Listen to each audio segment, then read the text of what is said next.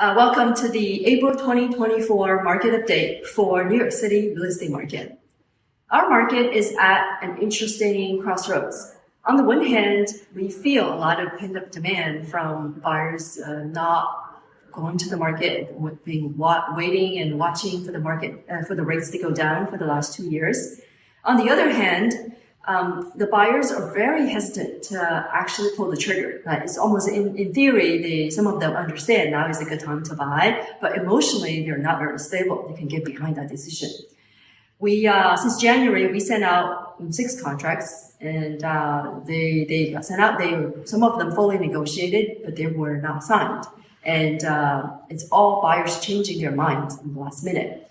One buyer even signed and wired us the 10%. But at 9 o'clock following morning, they said to us, "Oh, we changed our mind." And why is that?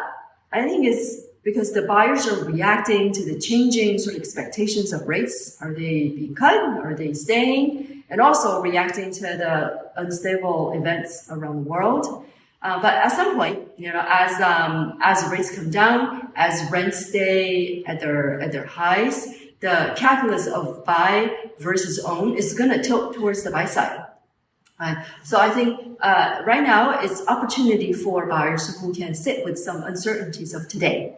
Now, in Brooklyn, we do see a hotter market, more activities than in Manhattan. And that is because both in terms of price and inventory, Manhattan is lower. So if you want to buy, let's say, multifamily in a typical brownstone neighborhood of Brooklyn, Bed-Stuy, Clinton Hill, you better come guns blazing, ready to participate in the bidding war. That was April. We'll see you in May.